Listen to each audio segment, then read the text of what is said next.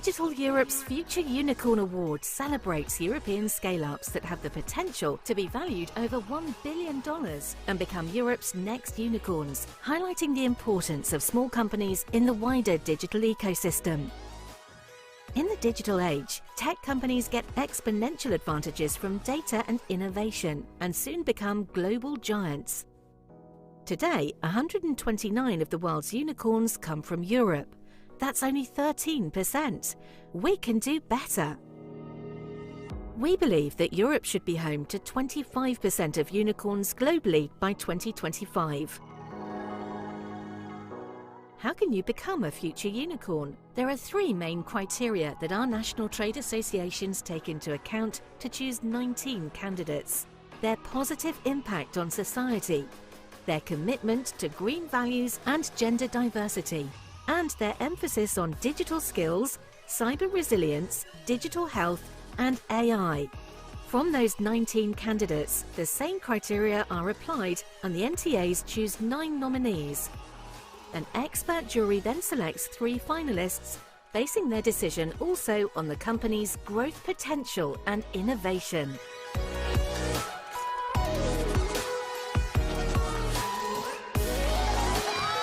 And the winner is announced at Masters of Digital 2023. Join us in Brussels or online at Masters of Digital. Head to mastersofdigital.org. Well, and you certainly already joined us for this celebration, and thank you for staying here for this celebration that I myself have been looking forward to. I want to introduce you to the Future Unicorn jury members that have both picked our finalists that you will get to meet in a few moments, and who have also picked our winner this year. So the jury members are Hilary Mine, Vice President of Strategy and Technology in Nokia CX, Kadi Silde, Chief of Staff and Head of the Transition Team in Diana and NATO, Eric de Montgolfier, who's the CEO of Invest Europe, Stefan Waki, Head of Department, European Innovation Council and SMEs Executive Agency, and Andrea Vaughan, who is the founder of Wings. And representing the jury for the 2023 Future Unicorn Award ceremony are Hilary Mine and Kadi Silde. Please come up here.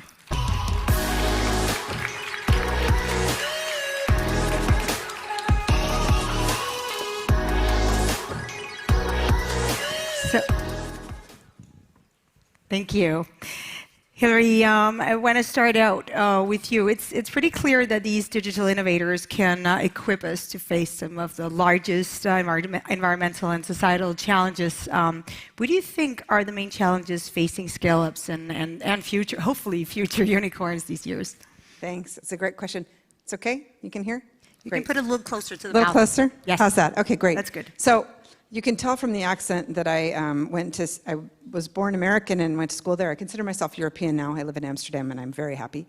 But we always learn to do things, to communicate in threes. So 3 things. First thing is obviously regulation and differences between tax and regulation between different countries. It's not one market. It's not a single market. It's extremely hard for scale-ups to operate across all those different places. That's just a basic. Second thing is actually language. One of the things that is challenging in Europe versus if you're working across North America, for example, or China, is the language is a barrier. It's if you're trying to scale up, you have to have all your documentation in multiple languages in every country. It's who we are, but it definitely creates a significant cost and a scale-up challenge. And the third thing is because of those first 2, raising financing can be, again, a little more challenging, so you have to work harder for it, you have to justify it harder, your business cases are tougher. So, Kadi, it must be pretty clear after just half a day here, and especially for this audience, that disruptive and innovative technologies have a very important role to play in some of the world's greatest challenges right now, whether that be decarbonization and defense, which is more of your alley. Tell us a little bit about Diana and what it aims to do. Yes. Well, I don't know if you can tell it from my accent or not, but I'm Estonian, and I guess Estonia is known for at least two things. We take defense very seriously, for obvious reasons, and we have a pretty healthy startup ecosystem. Now, defense and startups haven't really met all that much in the past, and Diana is there to fix that, frankly speaking. So me being at an event like this is what Diana is about. So we won't be at defense fairs, but we will work with innovators from all across the alliance. We will work with defense end users, with investors, and with industry to help bring startups to the fold of defense, to help them solve big defense problems, but not just defense problems. This year, for instance, we're working on energy resilience. So the idea is not to develop weapon systems. The idea is to help us fix large problems, big problems, and to convince startups, deep tech startups, to come and help us do that. If you were to define with one word the field of potential future unicorns for this year, what would it be? One word for the field? Yeah. Amazing. Yes, thank you. Really, really impressive. Has it been difficult to pick the finalists? No, to be honest, not at all. And I'm very impressed with the focus both on green tech as well as the fantastic mix of female founders that we saw. So, but I think there was it was quite an easy pick among the jury to come up with the last three. The one among the three, that was the tougher one. That was the tougher one. We're not going to get into that just yet. But let's meet the three. Thank you. Thank you so much. Thank you. You can bring it. You can bring that with you. And the three finalists that I want to invite up here now are represented by one person each. From Red Point, Laura Urquizo. From Plan A, Lubomila Jordanova. And from Easy, Alfred Kuya. And I want you to applaud wildly now because these are such amazing young people.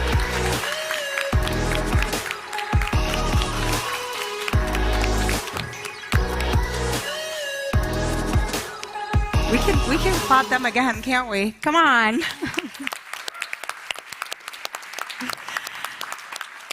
Congratulations on being the finalist. I'm going to ask you a few questions in a moment. But to present us the prize of the Future Unicorn 2023, we are fortunate enough to have with us the European Commissioner for Innovation, Research, Culture, Education and Youth, Mariya Gabriel. The Commissioner will be joined up here by General Director of Digital Europe, Cecilia Bonefeld. Please join me in warmly welcoming them as well on stage.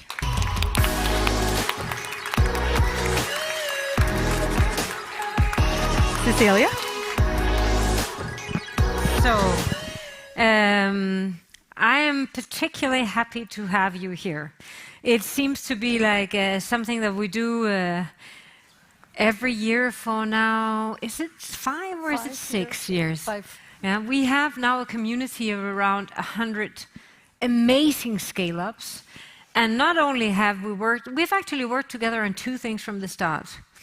Two things that lies close to your heart: women in tech, and skills, and educating women, and actually bringing more unicorns to Europe. So thank you so much. I mean, we have companies like Circular, we had Compass. I know that you visited them also last year, and they were like thrilled. They called and said, "Oh, the commissioner just came by," and Corti. So really, at least 3 of our winners from the previous years have actually become real unicorns now. So this competition is actually turning into something that generates unicorns. So thank you so much for being here today. And I know that you're passionate about this, and that you have a lot of plans, and you've made a lot of results. And why don't you tell us more about that? We're looking very much forward to your speech. Thank you.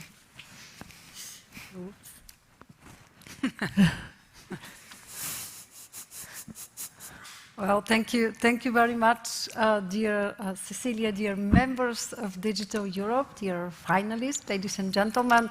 Well, first of all, thank you very much, dear Cecilia, for inviting me for the 5th consecutive year to this Masters of Digital and the Future Unicorn Award ceremony. I must say that being part of Masters of Digital and Unicorn Award ceremony, it's really being part of the most vibrant community of innovators in Europe.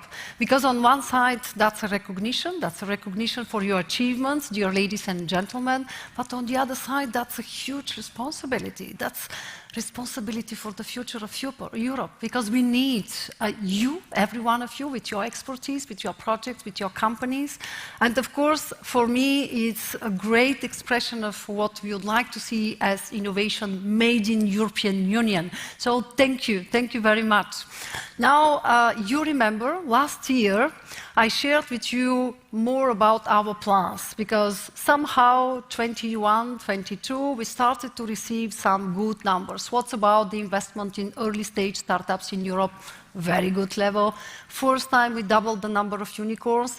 And suddenly we somehow realized that the last strategy on innovation of the European Union, that was in 2011. I think that we are not living anymore on the same planet. So that's why you remember that I shared with you that with my team, we would like to put an agenda, an innovation agenda at European level. So that's my starting point today. It's done. We adopted the new European Innovation Agenda in less than 1 year since the work started, and that was done in July 2022. Now, what I would like to underline first is that this new European Innovation Agenda has two main focuses. On one side, deep tech innovation, and on the other side, we would like to continue to promote our bottom-up approach, our ecosystem approach. And allow me here really to say a few words. First, on deep tech innovations. As I said it, deep tech innovation is the main focus on the innovation agenda. Innovations that integrate physical, digital, biological realms to solve some of society's deepest challenges. So, first remark, when we talk about deep tech, for us that means deepest societal challenges. And these developments typically stem from scientific findings and have deep ties to the industrial world. And the annual Digital Masters Conference is an ideal venue to discuss the interplay between deep tech and digital innovations. Sometimes digital innovations can be seen as the precursors of deep tech innovations. But the wave of digital innovation introduced a new approach to innovation that shifted the focus from research labs to broader innovation ecosystems and networks.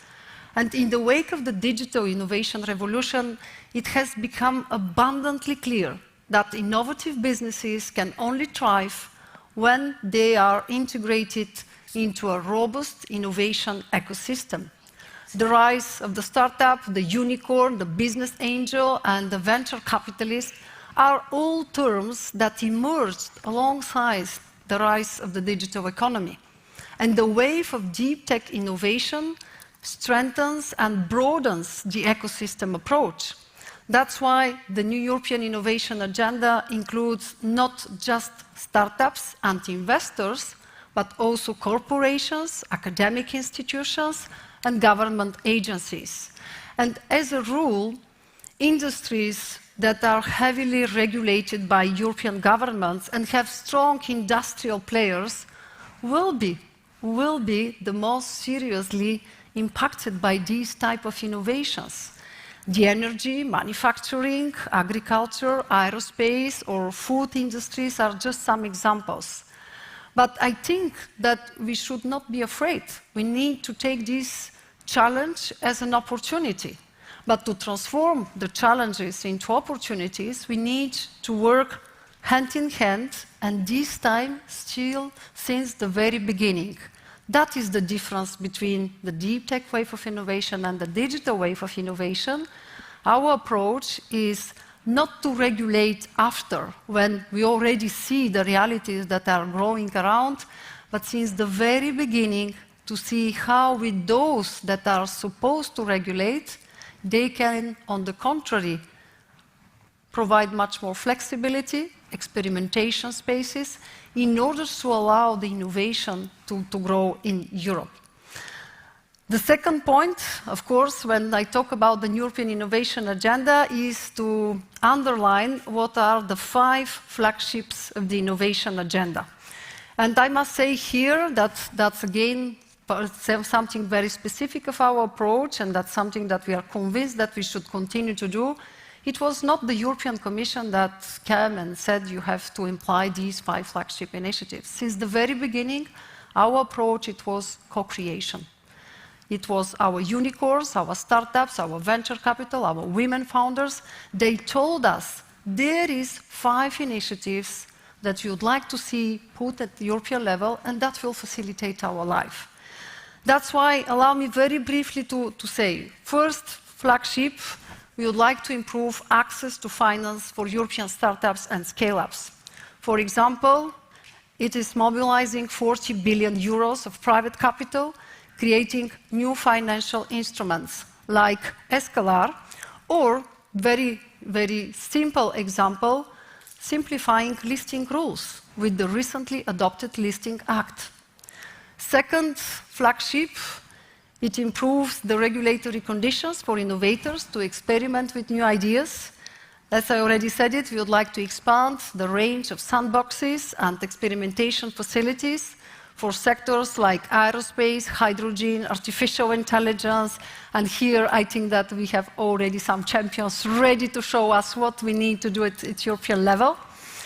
Third flagship initiative, I think that that's a reality that we need to face. Europe will not succeed in the new wave of innovation if we don't pay attention to all our member states and to all our regions. And let's be very honest, we need to tackle the research and innovation coherence. I don't like to use the word divide, and that's why we would like to tackle this by creating 100 regional innovation valleys in Europe, and this May, in 2 months, will open a new call for proposals to support inter-regional projects involving regional innovation valleys, and the budget for that, this initial project, is 170 million euros.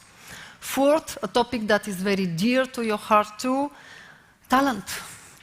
We can't succeed in digital, in innovation, without talented, skilled people. And we need not only to preserve our talents in Europe, but we need to be an attractive destination. Not an easy challenge, but we have here a very concrete initiative. By 2025, we launched an initiative for 1 million deep tech talents in Europe.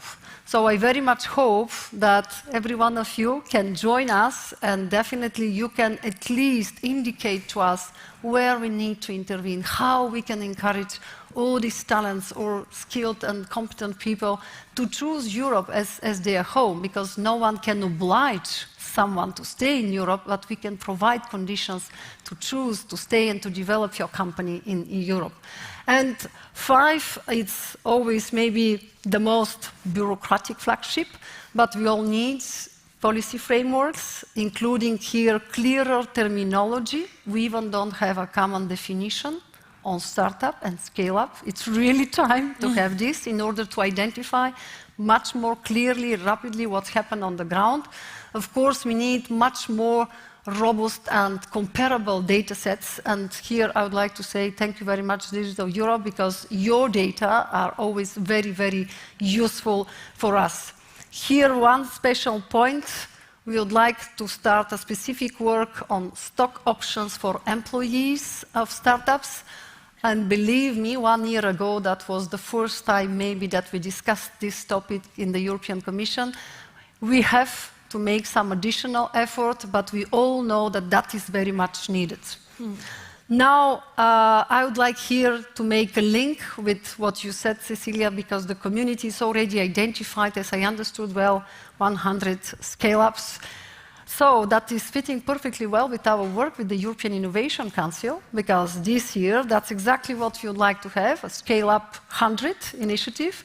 This year, in 2022, we are going to identify, select, and promote a first cohort of 100 deep tech startups and provide them with all the support they need to become global leaders and future unicorns. So my proposal is very simple. Let's join forces and let's not reinvent the wheel all the time. Let's go, let's accelerate, let's change the pace. Now, one word on women, because you know me, it's Women's Day. Yeah, women are always a priority in all my portfolio's domain, but here I would like to insist how important it is definitely to change some of the realities on the ground, because it's good always to encourage to have much more women in innovation and in tech. But unfortunately, some of the numbers are extremely alarming. For me, there is one number that is absolutely unacceptable, is that only 2% of venture capital in Europe is invested in women-led companies.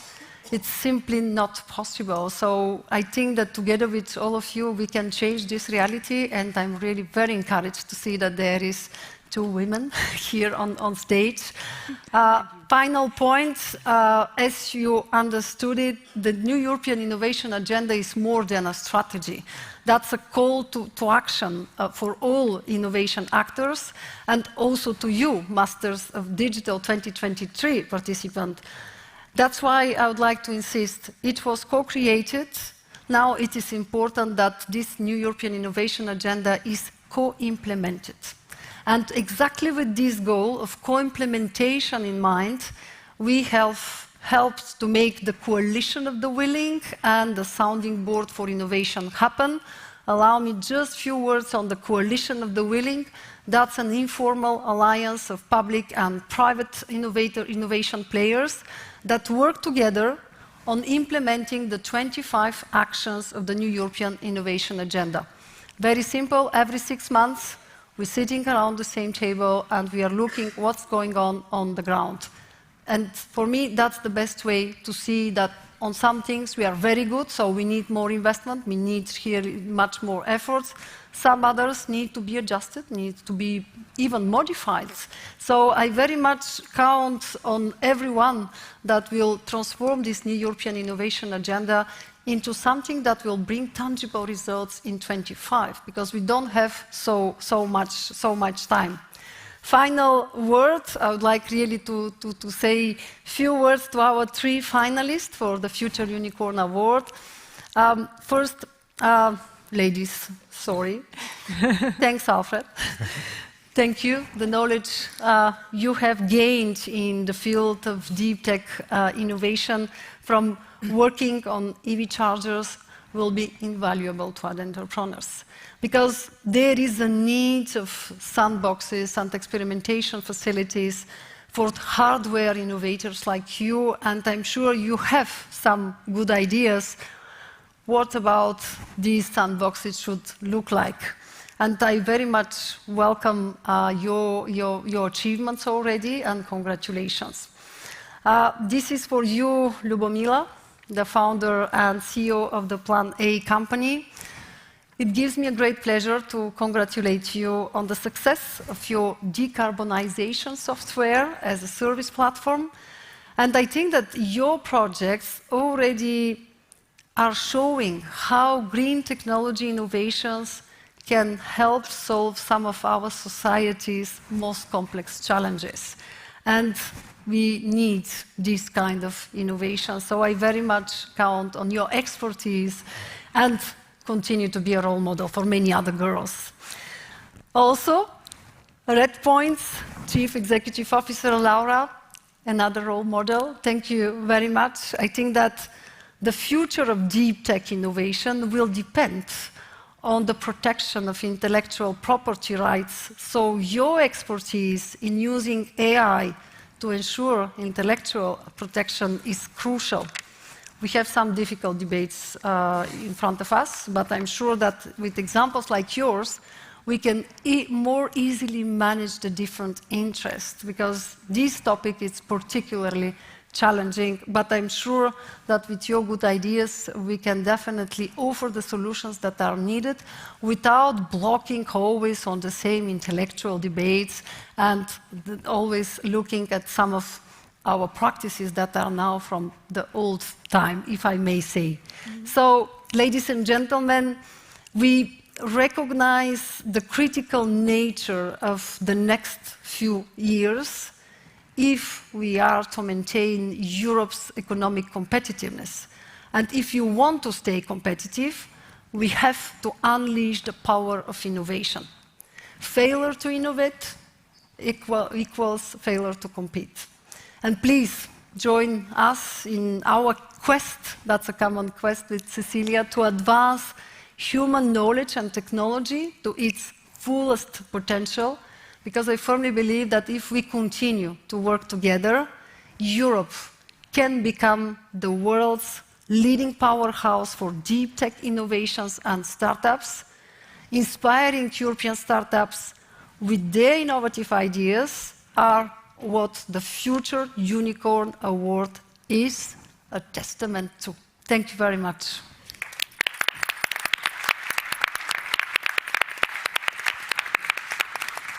Thank you very much, Commissioner. Let's hear just a few words from our three finalists. The Commissioner kindly described a little bit about the purpose of each of your businesses. And I want to ask, especially at first, to you, Lubomila, and you, Alfred. Digital innovation certainly opens up many opportunities for the EU to reach its climate goals. So, Lubomila, starting with you, in what way do you think your business is contributing to making Europe greener? I started planning in 2016, and unfortunately at that time there was not that much awareness about the topic, neither on a political nor on a more societal or business level.